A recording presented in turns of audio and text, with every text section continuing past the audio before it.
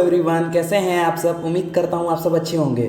दोस्तों, अगर अभी तक आपने हमारे चैनल को सब्सक्राइब नहीं किया है तो प्लीज़ सब्सक्राइब कर लीजिए, और अगर आपने हमारे चैनल को सब्सक्राइब कर लिया है तो उसके लिए थैंक यू। दोस्तों, आज के इस लेक्चर में हम डिस्कस करेंगे हाई ब्लड प्रेशर के बारे में। अगर मैं अनदर वर्ड में बोलूँ तो आज हम डिस्कस करेंगे हाइपरटेंशन के बारे में। तो चलिए आज की वीडियो को स्टार्ट करते हैं दोस्तों। तो सबसे पहले हम देखते हैं कि हाई ब्लड प्रेशर होता क्या है दोस्तों। तो दोस्तों, अगर मैं हाई ब्लड प्रेशर में से मैं हाई को हटा दूँ कुछ सर्टेन कुछ देर के लिए, अगर मैं हाई ब्लड प्रेशर में से मैं अगर हाई को हटा दूं तो मुझे क्या देखने को मिलेगा, ब्लड प्रेशर। मैं यहाँ लो भी लिख सकता हूँ, वो तो मेरा मन का है कि मैं हाई लिखूँ या लो लिखूँ। तो सबसे पहले हमको एक चीज़ कॉमन क्या है देखने को क्या मिलेगा, हाई ब्लड प्रेशर में से अगर हमको एक चीज़ कॉमन देखने को मिलेगा वो है ब्लड प्रेशर। तो सबसे पहले हम डिस्कस करते हैं ब्लड प्रेशर क्या होता है दोस्तों। तो ब्लड प्रेशर अगर मैं सिंपल वर्ड में बोलूँ तो ब्लड प्रेशर एक प्रेशर है, ठीक है। ब्लड प्रेशर एक प्रेशर है जो कि ब्लड के द्वारा क्रिएट किया जाता है, मतलब कि ये प्रेशर है दोस्तों। ब्लड प्रेशर एक प्रेशर है जो कि ब्लड के द्वारा क्रिएट किया जाता है। अब ये ब्लड के द्वारा क्रिएट किया जाता है, मतलब कि ब्लड के द्वारा प्रेशर लगता है। तो ये ब्लड के द्वारा प्रेशर आखिर लगता कहाँ है, तो ये ब्लड के द्वारा प्रेशर लगता है हमारे ब्लड वेसल्स में। समझ रहे हैं दोस्तों, मतलब ब्लड प्रेशर एक ब्लड का प्रेशर है, मतलब जो ब्लड प्रेशर है वो ब्लड का प्रेशर है जो कि कहाँ लगता है, ब्लड वेसल्स के अंदर, ठीक है। तो ये ब्लड प्रेशर एक मेजरमेंट है किस चीज़ का, प्रेशर का, मतलब फोर्स का, फोर्स या प्रेशर का, जो कि ब्लड कहाँ पुश करती है, against the blood vessel wall. मतलब जो ब्लड वेसल्स की वॉल होती हैं, देखिए मैं आपको एक डायग्राम के थ्रू समझा रहा हूँ। देखिए ये हमारी ब्लड वेसल्स हैं, ठीक है, और मैं ब्लड को पिंक से इंडिकेट कर रहा हूँ। तो ये हमारी ब्लड फ्लो हो रही है, ठीक है। अब ये ब्लड फ्लो हो रही है तो इसके द्वारा ये फोर्स से फ्लो हो रही होगी, एक रिदम में फ्लो हो रही होगी। तो इस ब्लड के द्वारा प्रेशर लगता है, कहाँ प्रेशर लगता है, हमारी ये जो ब्लड वेसल्स हैं, जो ब्लड वेसल्स की वॉल है, इस पे प्रेशर एक क्रिएट होता है, ठीक है। तो उस प्रेशर को हम लोग ब्लड प्रेशर कहते हैं। अब दोस्तों एक गौर वाली एक और बात है, एक ध्यान से सुनिएगा। जो ये प्रेशर है, जैसे ब्लड प्रेशर है, तो ये ब्लड प्रेशर क्रिएट कैसे होता है, मतलब कि ये ऐसा कैसे ये प्रेशर क्रिएट होता है। तो जो हमारा मोटर है, जो हमारा मोटर है, मोटर यानी कि हार्ट, ठीक है। आप सभी को पता है कि इंसान का मोटर क्या होता है, हार्ट होता है, जो कि ब्लड को पंप करता है ब्लड वेसल्स के अंदर, ठीक है दोस्तों। तो ये जो हमारा हार्ट है यानी कि मोटर है, तो मोटर जो पावर जनरेट करता है, अच्छा देखिए आपके घर में एक मोटर है, जो मोटर पानी को आपके टंकी तक पहुंचाता है, ठीक है। तो टंकी तक पहुंचाता है, तो जो टंकी तक पहुंचाने के लिए उसको क्या जरूरत होती है, तो ब्लड वेसल्स की यानी कि पाइप की, ठीक है।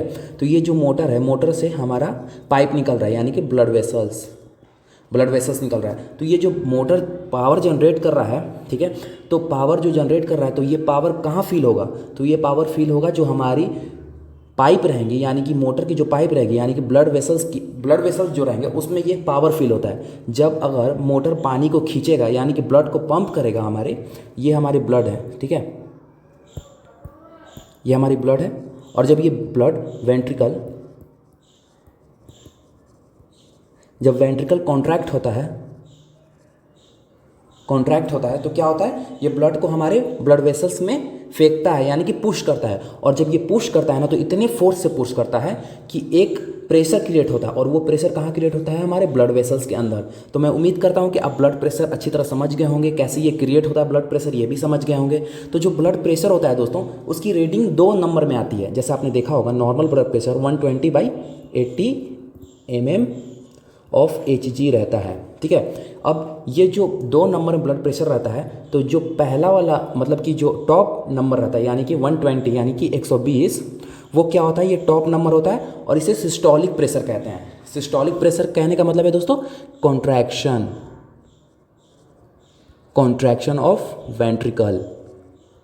जो हमारी वेंट्रिकल होती है वो कॉन्ट्रैक्ट करती है, मतलब कि जब कॉन्ट्रैक्ट करता है, जब हार्ट का हमारा जो वेंट्रिकल होता है, सपोज कि ये हमारी हार्ट है और ये तो आपकी वेंट्रिकल है, ठीक है, ये आपका वेंट्रिकल है। और जब वेंट्रिकल कॉन्ट्रैक्ट होता है तो ब्लड हमारे ब्लड वेसल्स के अंदर फ्लो होता है। तो उसको कौन सा दर्शाता है, उसको टॉप वाला नंबर दर्शाता है। जब हमारा हार्ट कॉन्ट्रैक्ट करता है ना, जब हमारा हार्ट कॉन्ट्रैक्ट करता है तो उस नंबर को शो कौन करता है, 120 यानी कि 120, और बॉटम यानी कि नीचे वाला नंबर यानी कि 80, ठीक है दोस्तों। तो 80 जैसे कि उसको बॉटम नंबर कहते हैं, टॉप नंबर कहते हैं 120 यानी कि 120 को, और जो बॉटम नंबर है उसको 80 कहते हैं, ठीक है। ये होता है सिस्टोलिक प्रेशर। सिस्टोलिक यानी कि रिलैक्सेशन ऑफ वेंट्रिकल, ठीक है। जब हमारा वेंट्रिकल रिलैक्स होता है कुछ समय के लिए, मतलब कि 0.1 या आपने कार्डियक साइकिल में पढ़ा होगा, तो जब उस सेकेंड के लिए हमारा जब हार्ट रिलैक्स होता है तो उस प्रेशर को कहते हैं डायस्टोलिक प्रेशर यानी कि रिलैक्सेशन ऑफ वेंट्रिकल यानी कि 80, ठीक है दोस्तों। तो आप समझ गए होंगे कि 120 और 80 का क्या मतलब होता है। 120 जो होता है वो सिस्टोलिक प्रेशर होता है, और जो 80 होता है यानी कि 80 होता है वो डायस्टोलिक प्रेशर होता है दोस्तों। तो दोस्तों अब ये तो आप समझ गए होंगे कि 80। तो आइए एक और चीज़ बात पे गौर करते हैं कि जैसे जो mm/Hg होता है इसका मतलब क्या होता है, क्या मतलब होता है mm का और Hg का। तो देखिए जो ब्लड प्रेशर है उसको मेजर किया जाता है mm/Hg यानी कि मिलीमीटर। जो mm का मतलब फुल फॉर्म होता है मिलीमीटर, ठीक है। और Hg का मतलब होता है मरकरी यानी कि पारा। आप हिंदी में पारा बोलते हैं और इंग्लिश में मरकरी बोलते हैं, ठीक है। एलिमेंट है, एक एलिमेंट है मरकरी, आप जानते ही होंगे, केमिस्ट्री में आपने पढ़ा होगा, तो वो मरकरी है। तो इस मेज़र में हम जैसे ये हमारा जो बीपी नापने वाली मशीन होती है तो आपने देखा होगा कि उसमें बहुत सारी रीडिंग रहती है, जैसे 120, 80, ऐसे ऐसे करके 140, 180 ऐसे रीडिंग रहती है। और उस रीडिंग के अंदर एक वाइट रंग का ऐसे ऐसे चढ़ते जाता है धीरे धीरे, जैसे जैसे हम बीपी लेते हैं वैसे वैसे वो धीरे धीरे ऊपर आता है, एलिवेटेड होता है, और कभी कभी वो नीचे आता है। तो वो चीज़ क्या रहता है दोस्तों, वो रहता है मरकरी, ठीक है। तो जो हमारा बीपी मेजर होता है मिलीमीटर ऑफ मरकरी में होता है, इसीलिए हम लोग 120/80 मिलीमीटर ऑफ Hg लिखते हैं, मतलब कि ये हमारा नॉर्मल बीपी है। हमारा नॉर्मल बीपी कितना होता है दोस्तों, तो 120/80 mm ऑफ Hg, ये हमारा नॉर्मल बीपी है। बट हाइपरटेंशन की कंडीशन में क्या होगा कि ये अबअप हो जाएगा यानी कि इंक्रीज हो जाएगा। अब इंक्रीज कितना होगा, तो ये इंक्रीज हो सकता है, मतलब 140 बोल लीजिए आप इसको, और 90 mm ऑफ Hg, ठीक है दोस्तों। तो हमारे हाइपरटेंशन की कंडीशन में बीपी हमारा इससे ज़्यादा इंक्रीज हो जाता है या इतना तक हो सकता है दोस्तों। तो अब आइए ब्लड प्रेशर को हम डिस्कस करते हैं, मतलब कि हाई ब्लड प्रेशर को डिस्कस करते हैं। हमने ब्लड प्रेशर तो अच्छी तरह से समझ गया, अब हाई ब्लड प्रेशर को समझने में आपको ज़्यादा डिफिकल्टी या दिक्कत नहीं होगी दोस्तों। तो हाई ब्लड प्रेशर एक प्रेशर है जो कि फोर्स लगाया जाता है हमारे ब्लड के द्वारा, कहाँ पे, वेसल्स में, और टू हाई, मतलब कि ये जो प्रेशर आता है, अब नॉर्मली हमारा मोटर चल रहा है यानी कि हमारा हार्ट नॉर्मली काम कर रहा है, तो हमारा प्रेशर कितना क्रिएट होता है 120/80 यानी कि 120/Hg ऑफ mm, ठीक है, mm ऑफ Hg। बट कभी कभी क्या होता है, कोई पैथोलॉजिकल कंडीशन की वजह से ये पावर हाई इंक्रीज हो जाता है। अब इंक्रीज कितना होता है तो मैंने यहाँ ऊपर बताया है दोस्तों, तो ये इंक्रीज इससे ज़्यादा हो सकता है। हम टेबल के थ्रू एक नीचे पढ़ेंगे कितना कितने होते हैं पावर। तो क्या होता है कि ये जो टू हाई हो जाता है इसकी वजह से ही हम क्या बोलते हैं, हाई ब्लड प्रेशर। और ये क्या लीड करता है दोस्तों, ये हमारे आर्टरी को डैमेज करता है। अगर सीवियर मतलब ज़्यादा कॉम्प्लिकेशन हो, अगर इसके ट्रीटेड ना किया गया, इसे ट्रीटमेंट नहीं मिला टाइम पर, तो ये क्या कॉज कर सकता है दोस्तों, हार्ट अटैक और स्ट्रोक। आप हमारे यूट्यूब चैनल पे हार्ट अटैक और स्ट्रोक के लिए वीडियो अवेलेबल है हमारे यूट्यूब चैनल में, नर्सिंग सॉल्यूशन पे, तो आप ज़रूर उसको भी जाके एक बार विजिट करें, प्यार दें अपना। तो ये क्या कॉम्प्लिकेशन करेगा दोस्तों, हार्ट अटैक और स्ट्रोक, ठीक है दोस्तों। हाई ब्लड प्रेशर को साइलेंट किलर भी बोला जाता है, क्योंकि इसके साइन एंड सिम्टम्स कभी कभी हमें नहीं दिख पाते हैं, या साइन एंड सिम्टम्स इसके विजिबल नहीं होते दोस्तों। तो जैसा कि आप देख सकते हैं कि यहाँ पे बीपी इंक्रीज है 130/80 से, मतलब कि जो 130/80 है उससे इंक्रीज़ है दोस्तों। 140 से होता है, बट इस डायग्राम में दिया गया है, आप एक नीचे टेबल के थ्रू हम आपको अच्छी तरह से बताएंगे दोस्तों। तो आपको क्लियर हुआ होगा कि हाइपरटेंशन क्या बोलते हैं दोस्तों। तो आइए अब कुछ स्टेजेस होते हैं हाइपरटेंशन के, उसको हम डिस्कस करते हैं। जैसे कि नॉर्मल में होता है हमारा बीपी 120 और 80, यानी कि ये सिस्टोलिक प्रेशर है और ये डायस्टोलिक, यहाँ पे लिखा हुआ है, एस से मतलब डायस्टोलिक और ब्लड प्रेशर, डी से मतलब डिस्टोलिक और बी से ब्लड प्रेशर, बी मतलब ब्लड प्रेशर, ठीक है। अब प्री हाइपरटेंशन यानी कि अचानक से उठे वाले, मतलब कि मान लीजिए अभी अचानक से उठा है हमारा ब्लड प्रेशर, यानी कि ब्लड प्रेशर इंक्रीज हुआ है अचानक से, तो कितना हमको देखने को मिलेगा 120 से 40 के अंदर सिस्टोलिक मिलेगा और डायस्टोलिक 80 से 90 मिलेगा, ठीक है। अब स्टेज 1 में क्या मिलेगा हाइपरटेंशन में, इसका मतलब होता है HTN का मतलब होता है हाइपरटेंशन दोस्तों। तो हमें स्टेज 1 में कितना मिलेगा 140/60, मतलब कि 140 से 60 के बीच मिलेगा, और जो हमारा डायस्टोलिक है वो 90 से 100 के बीच में मिलेगा दोस्तों। और जो हमारा सेकेंड स्टेज है और हाइपरटेंशन का, उसमें हमारा जो बीपी रहेगा 160 रहेगा, मतलब सिस्टोलिक 160 या 160 से इंक्रीज़ रहेगा, और जो डायस्टोलिक रहेगा वो 100 से इंक्रीज़ रहेगा या 100 रहेगा दोस्तों।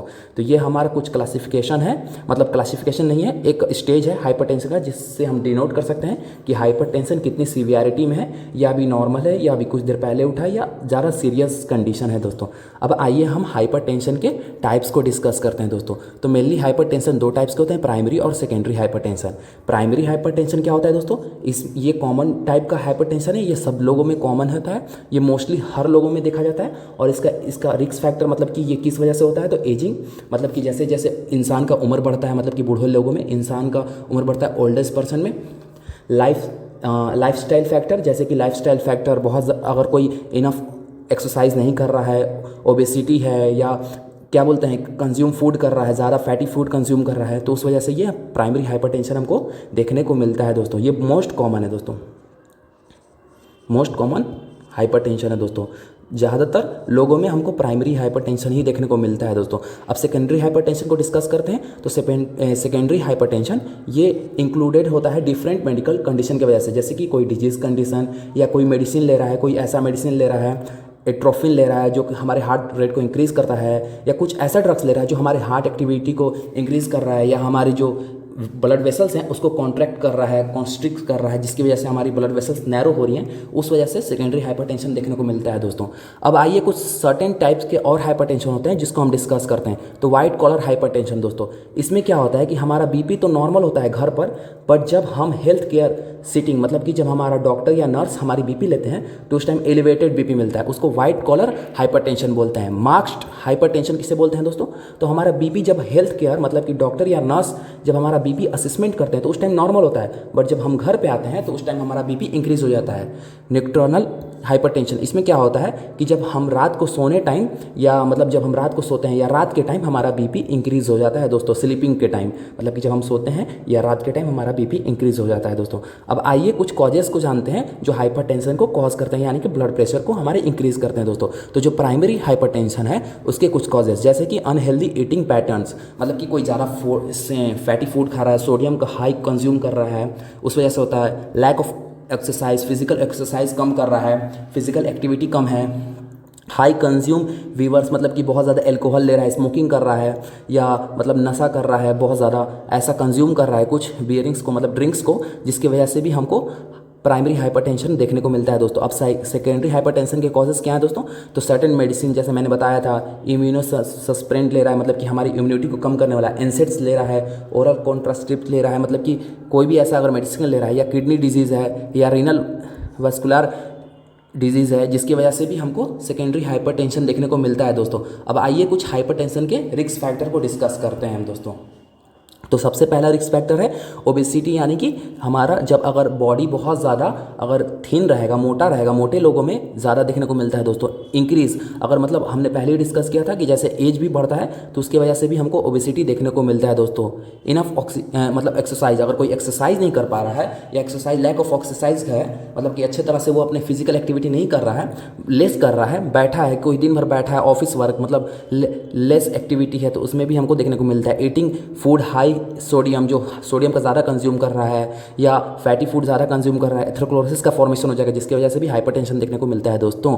स्मोकिंग और टबैको प्रोडक्ट, मतलब कि कोई भी ऐसा चीज़ को यूज़ कर रहा है, कंज्यूम कर रहा है, ड्रिंक कर रहा है, बहुत ज़्यादा एल्कोहल यूज़ कर रहा है, उसकी वजह से भी हमको क्या देखने को मिलता है, हाइपरटेंशन दोस्तों।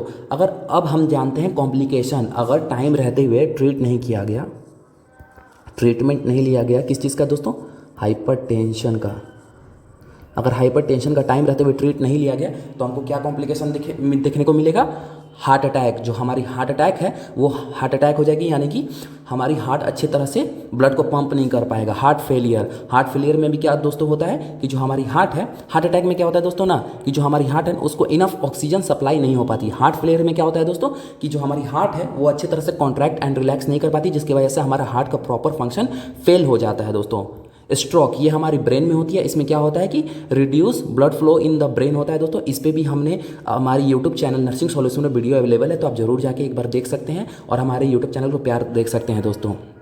रीनल फेलियर, अगर हमारे किडनी में किडनी फिल्ट्रेट हो जाएगी, मतलब कि हमारा जो किडनी है वो प्रॉपर फंक्शन नहीं कर पाएगा, फंक्शन लॉस हो जाएगा, जिसकी वजह से हमें एडीमा देखने को मिलेगा, स्वेलिंग मिलेगा, हार्ट रेट इंक्रीज हो जाएगा और हाइपरटेंशन की कंडीशन सीवियर हो जाएगी दोस्तों।